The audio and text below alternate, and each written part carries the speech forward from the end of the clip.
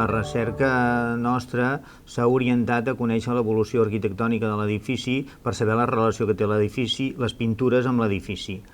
En aquest sentit, s'han fet dos nivells de treball. Un és l'excavació arqueològica, que ha permès la descoberta de quin era el paviment original de l'edifici i on es trobava la base d'altar, també en l'època romànica, que després va ser canviat en el segle XVI. Per altra banda, en els murs de l'absis, el procedir a la recuperació de les capes profundes de la pintura del mestre de Taüll, la pintura que es data cap a 1123, doncs això ens ha ajudat a descobrir altres restes pictòriques que corresponen a fases anteriors de decoració de l'església. I aquestes fases anteriors, que en algun punt ja havien estat insinuades en treballs anteriors, doncs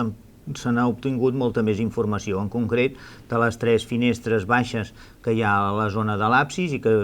tenien una primera fase de decoració, com tota l'església, amb un encintat blanc que recorria a l'espai intermedi dels carreus, o sigui, de les pedres que configuren l'edifici, i posteriorment en aquestes finestres hi va haver una decoració geomètrica floral de color vermell.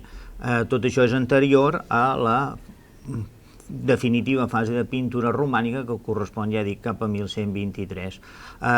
Estava en discussió precisament per la historiografia de fa molts anys si aquestes fases de pintures existien o no existien, i els treballs actuals han permès confirmar i ratificar que no només l'església de Taüll estava pintada ja abans del mestre de la pintura de 1123, sinó que hi ha diferents fases de pintura anterior.